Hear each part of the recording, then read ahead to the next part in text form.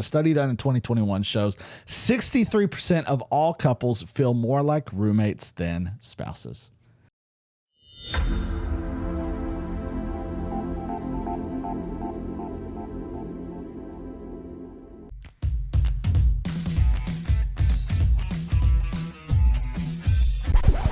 Here's a question for you. Is marriage overrated? Why aren't people getting married anymore? A new Pew Research poll found that 2 in 5 young adults think marriage is an outdated tradition. Marriage rates are at their lowest right now. Is marriage really even worth it? More than half of marriages end in divorce. If you get married, you have to be stuck with this person for the rest of your life, right? That's why you get married.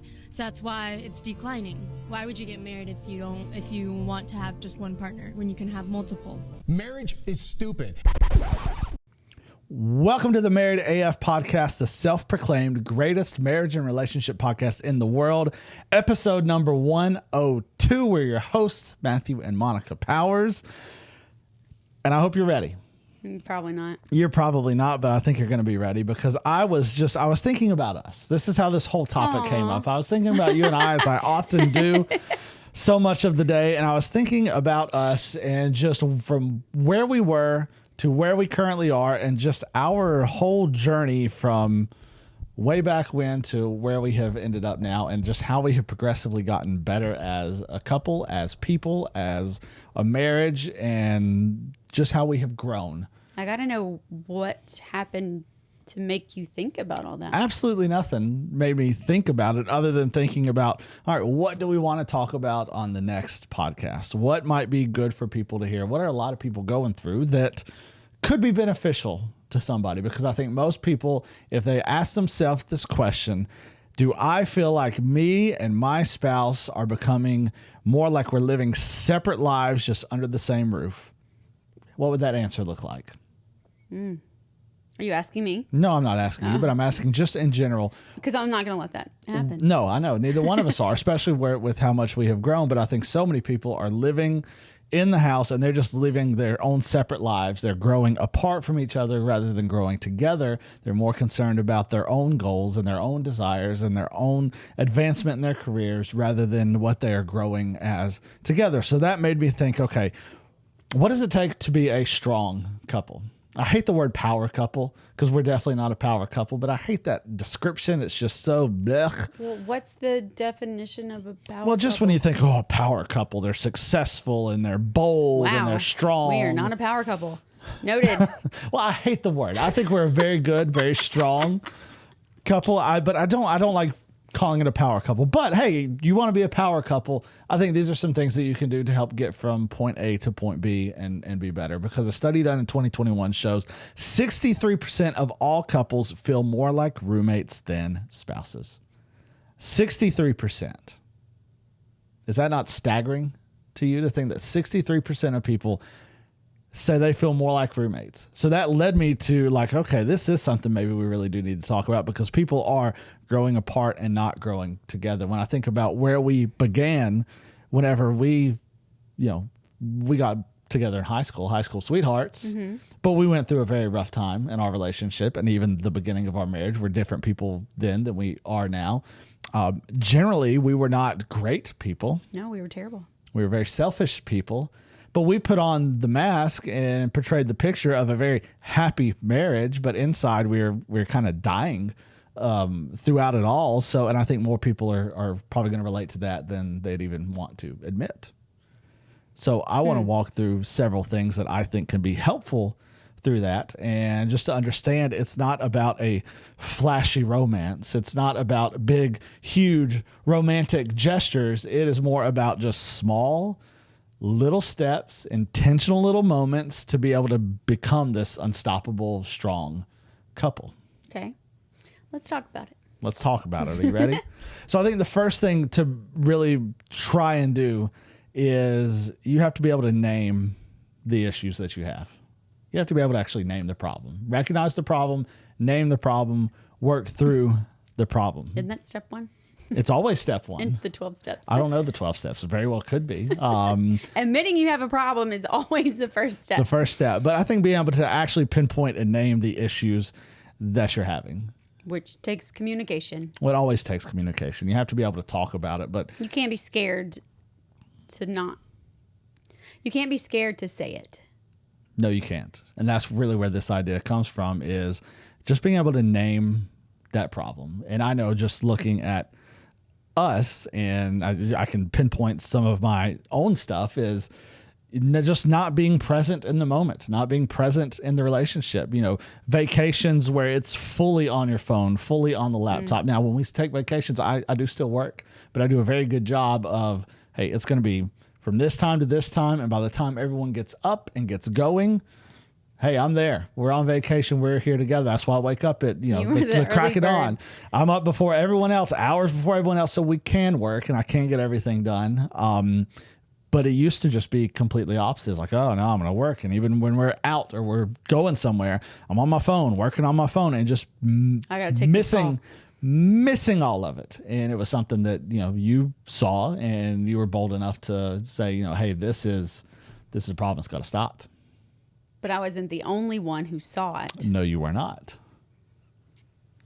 It just happened to be broadcast over a Father's Day announcement that at church. Which was great, actually. It was okay, if my 5-year-old is seeing this, my wife has been right the whole time. Mm-hmm. And that was kind of that aha moment, like, oh my God, I am that guy, where it's all work all the time. And, not that it's bad to work, but man, it's being intentional about the time is so much more important. So I know for us, that was a problem that was recognized. We're able to name the problem, be able to start to work through that problem, take some steps to be able to overcome that problem. And I'm sure a lot of people can probably relate to that too. Oh, yeah, both that's men an easy and one. women whose career is number one in their life. It's all about advancement and accolades and making that money and having that title and having that prestige. So, you can say, I'm look doing at me. all of this so y'all can have all of that. Exactly. But that's not what life is about. No, And I still do think, I still say things to you all the time, because you do the clothes. I do everything else in the house. You take out the trash, but we have kids for that now. But there's so many times where it's those clothes will be there tomorrow. Come sit down and be with your family. Yeah, and you're totally right. And still something we have to continue to talk about, because we're never a finished product. No, we're never ever. perfect. We're never going to get there. But I think that's... But when you do have your priorities lined up the right way, everything else just falls in place. Totally does. Totally does. I love this. There's this quote who was a part of this research. Dr. John Gottman said, conflict isn't the issue. Lack of positive connection is the issue. And he is dead on. And we're going to get into a little bit more of the research that he did. Power of positivity is real. Through this, but a lack of positive connection. Because when you are so disconnected and you are growing on your own paths, yeah, you're going to lack that positive connection. And we need connection so badly. So ask yourself this question, how do we become that unstoppable team? How do we become that super strong, connected marriage? How do we become that power couple? And again, I hate that word, but What would you change it to? I don't know. I haven't discovered that quite yet. But I don't know. Just when I think of power couple, I just think it's so douchey. What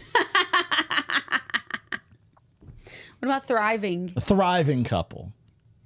Powerful couple sounds better than power couple. But understanding that it's not about perfection. It's not about gaining wealth. It's not about social media prowess or anything like that. It's understanding. The power couple kind of, we're the powers couple. I mean, the power couple makes it sound like, oh, they've got it all together. But in reality, they are doing all the things for everybody to see that they are the power couple. and So if you're the thriving couple, you can't thrive without each other. No, we have to have each other. And I think that's understanding that we need each other.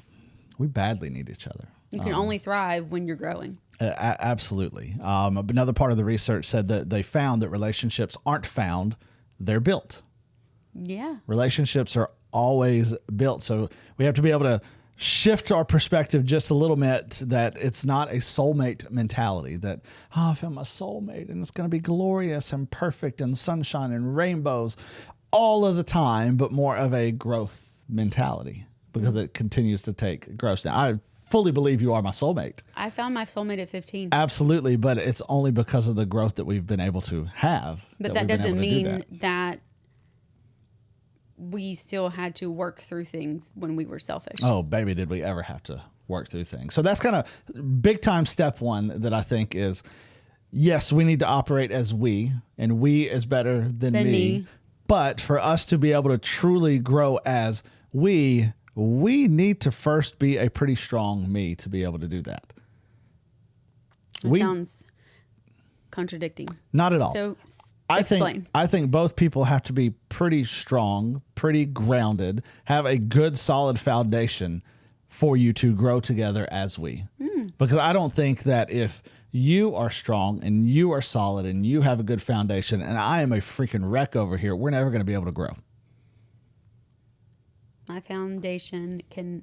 My me foundation cannot hold the we foundation. It absolutely can't. So you have to be a strong. That needs to be said in our single small group. Write that down. Or we can go back and listen to this and find out.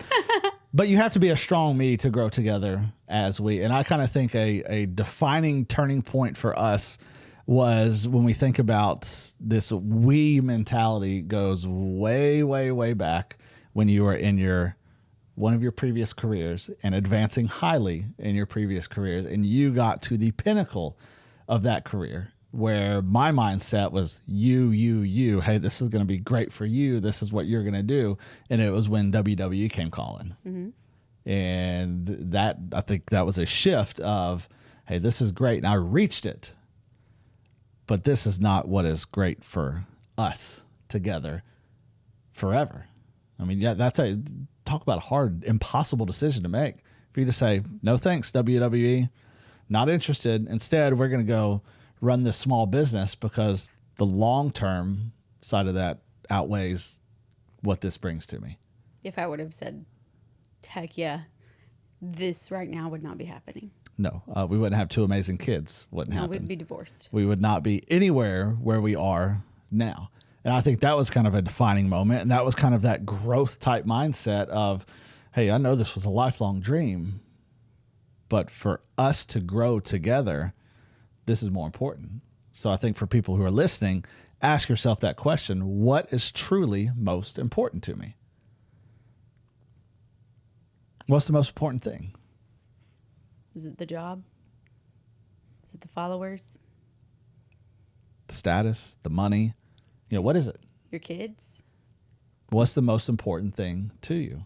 So some things that you can do is kind of take inventory, look at where you are, and what are the things that you value? Like, what are the most important things to you? Is it the money? Is it the career? Is it the kids? Is it the status? Is it social media? What are you doing the majority of your time tells you everything. It does. Where are you focused? Where you're spending your time? What does that look like? But try to define what your values are. Is it family? Is it safety? Is it security? Is it adventure? Is it quality time? Is it part of the 5 love languages? What love languages fit into there? Define and identify your top values. I think is huge for you to be able to grow together, but grow as an individual as well. And talk about those. Yes. Let each other know. Hey, this is what I'm thinking. What are your thoughts? Yes, I believe that the husband is the head of the household. But you are not in front of me. You are beside me. Mm-hmm. And when we are making these decisions together, you become thriving. Because if you're just, you as the male are answering all the questions, you're doing all the things, you're paying all the bills, and I can't do anything unless I ask you, then that's you running my life. You are the we. And my me is nothing.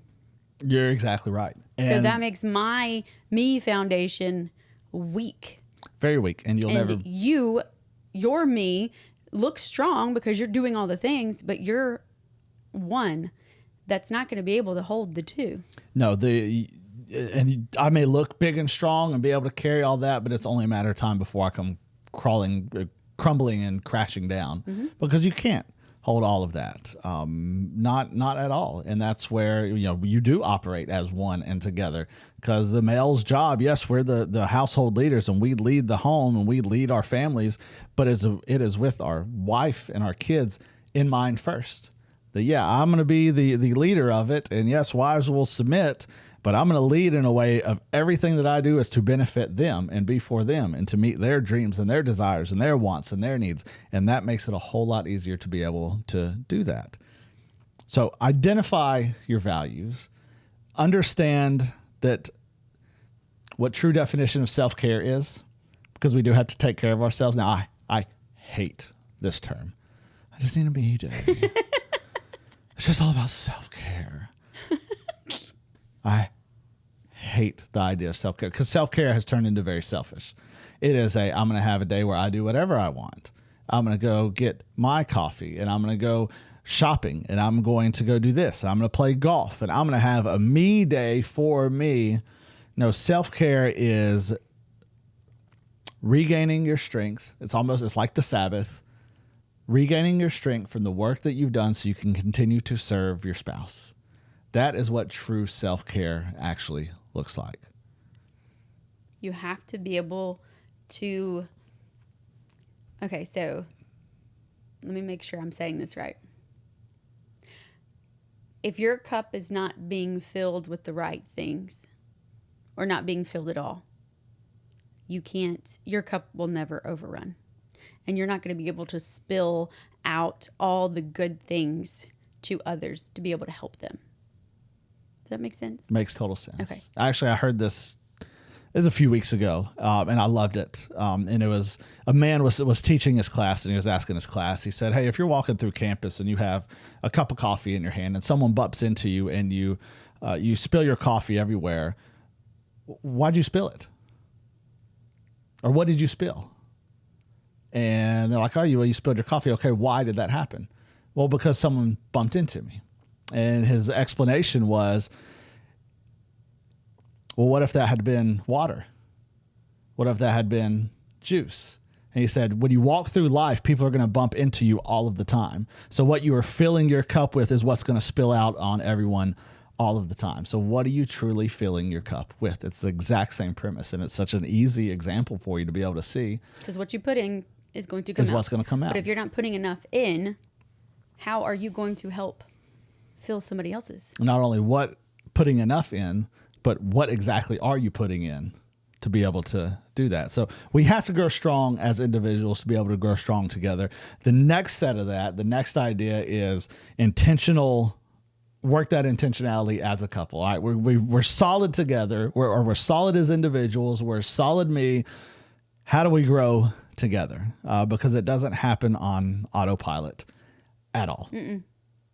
It is being in tune with each other. And that man I spoke about, Dr. Gottman, who did the study, he called it bids for connection research is what he called it. And I understand Explain what it that is. a little Bids bit. for connection. He says it's a small action or request for attention, affection, humor, or support from one partner to the other. He gave examples like this. Whenever you're sitting with your spouse and just simply saying, hey, would you look at that sunset?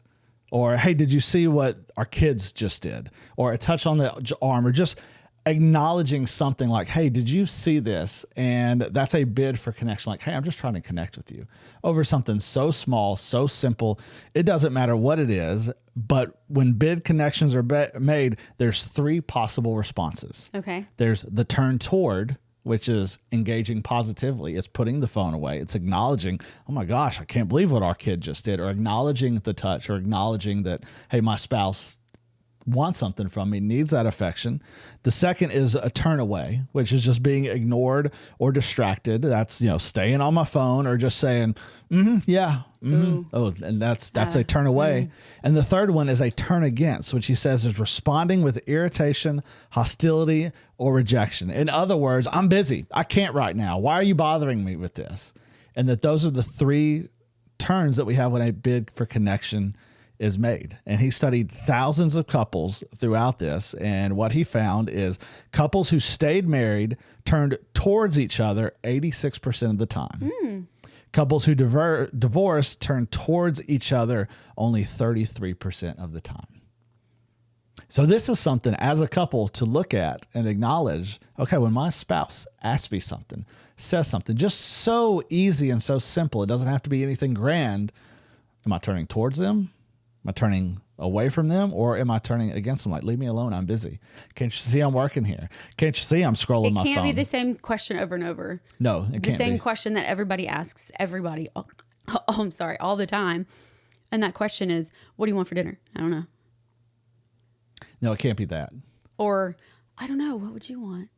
Because that's not an option. There is no restaurant called, I don't know. What do you want? Are you craving anything? No. There is a restaurant in South Alabama called I Don't Care. Yeah. And don't we pass it when we go? We've passed it going down towards the beach and all that stuff before, but it's called I Don't Care, and it's phenomenal. What do you want for dinner? Okay, we're going to go to I Don't Care restaurant.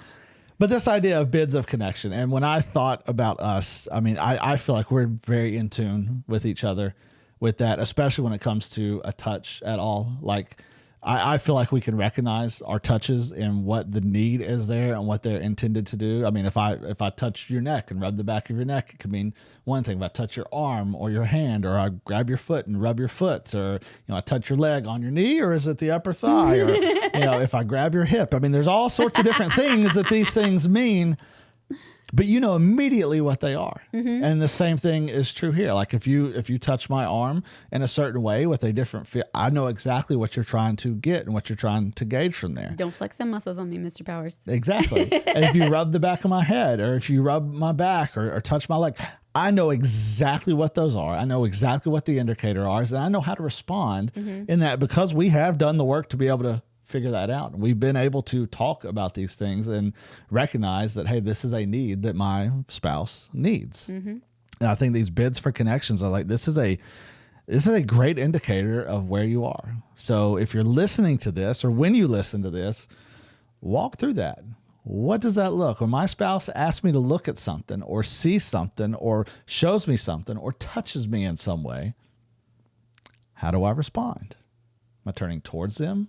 Do I turn away from them? And these are these intentional little things. Because that's something so small that nobody thinks about, but it makes a huge, huge difference. Look up once in a while. Life moves pretty fast. If you don't look around once in a while, you can miss it. Ferris Bueller, amazing movie. And we talked about this a few episodes ago, but the State of the Union marriage meeting, talking about, hey, where are we?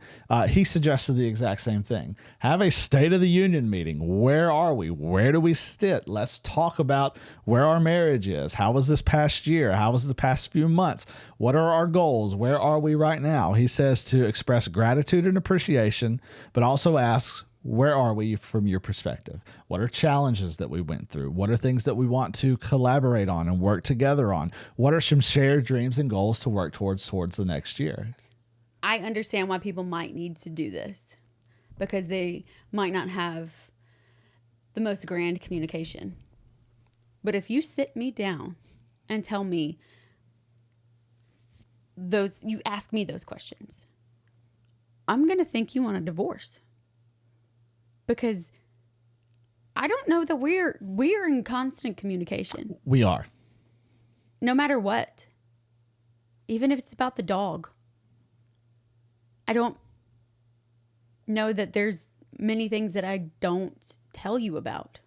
So it wouldn't be are you happy in our marriage? Ask me if I'm happy in our marriage, Matthew Powers. You are going to get the most BS answer, because I think you're joking. Yeah, we're great. Mm-hmm. Because you shouldn't have to ask me that. Because you better know. Because our communication is always open and honest. And the slightest thing that becomes off, I'm not afraid to go, whoa, whoa, whoa. What just happened? And vice versa. Totally. But I think most people probably But I aren't able to understand do why that. they might need that, because some people are definitely, I mean, I have trust issues, but to the point of where you have to sit down and ask each other these kind of questions, that seems like it's we've been in a bad place. Where do we want to go? I get that. But if you are living all of the ways that you are supposed to be, having the open and judgmental free communication, you shouldn't have to do this. You shouldn't have to do this. It's a start, but you shouldn't have to revisit this. And I would say, if you can't answer the questions for yourself, if you can't answer the questions for your spouse, if you were asked, is she happy in this marriage? If you can't without a doubt answer it, what have we been challenged with for this past year? What has been her challenges for the past year? How have the last few months been? How are we working towards these dreams? What is her goals for this next year? What are her dreams? What would she like to accomplish? And if you can't answer those questions, like matter of fact, knowing what they are, then you need to have this type of meeting. And you need to just lay it out there and not say that, hey, this is make or break. It's not the save the marriage weekend, because that's not a thing. It can't happen. I don't know. I'm sure people think that, way. but that's not reality at all. It's funny you mentioned trust, because that's one thing that he talked about in the study is the turns toward. He said they're like mini deposits that create trust, safety, and closeness. And that's everything a female needs. He said in his study, he found that turn towards creates and builds more trust than anything else. Because it just shows I'm there and I'm with you and I'm intentional and nothing is going to change that. So recognize the problem, talk about the problem, be a strong me, a good, solid foundation of me so we can grow as we have that we mentality, that it is we before anything else. Reinforce we as much as you can. And then really lastly is want to grow. Have this growth mindset that we are going to continue to grow together, because you're not the same woman I married.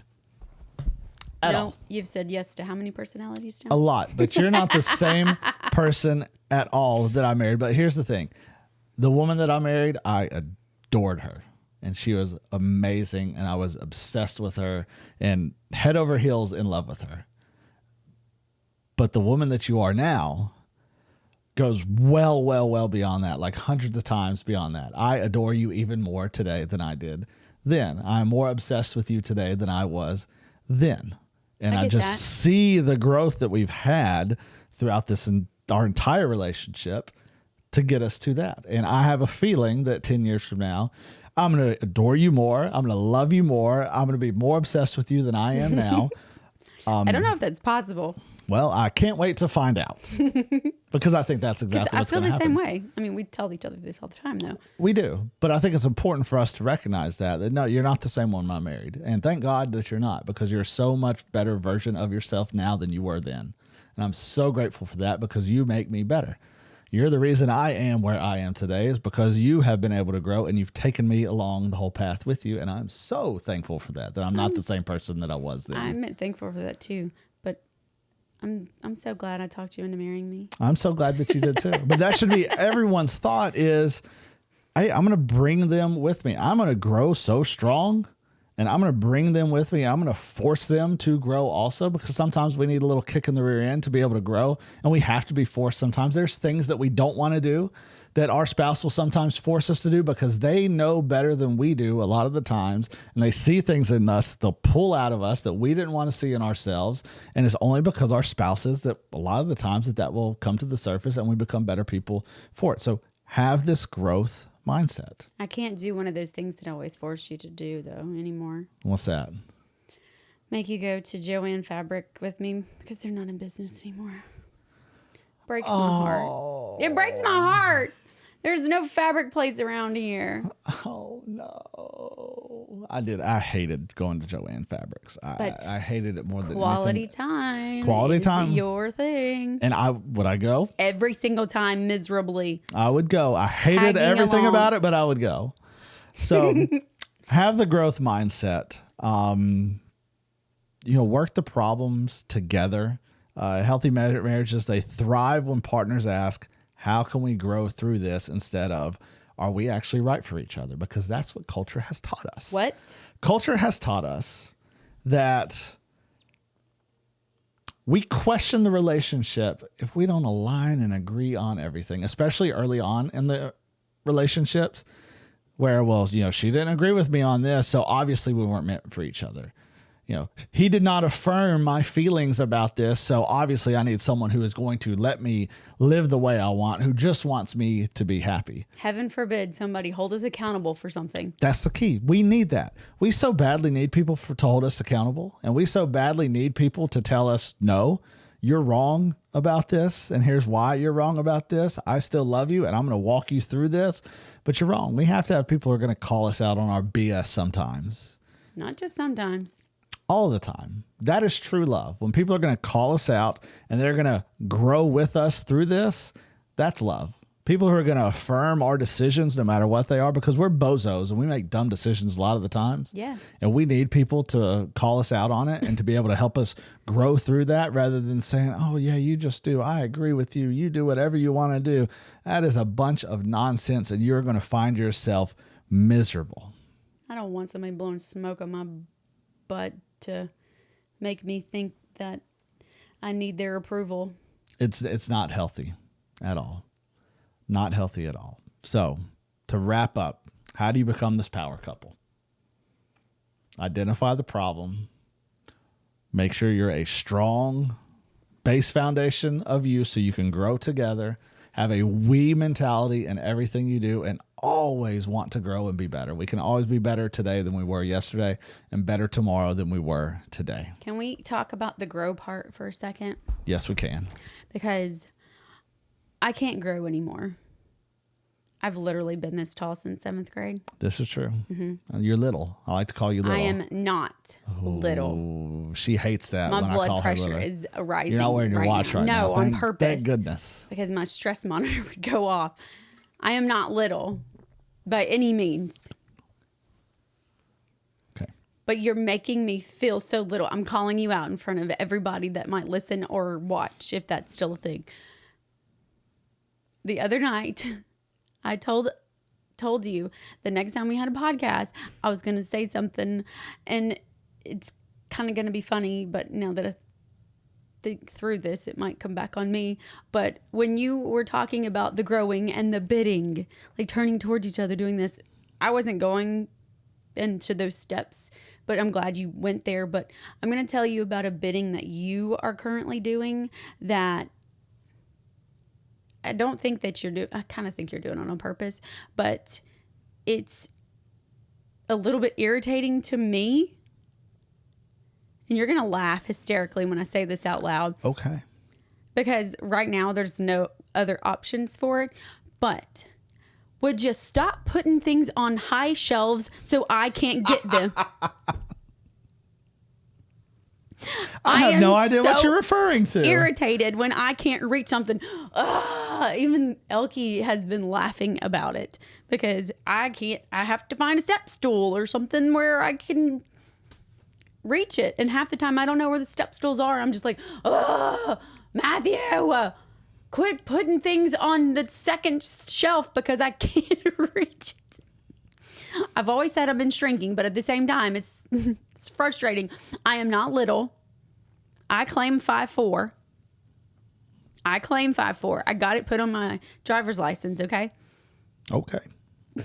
You're not 5'4", but whatever you want to tell yourself.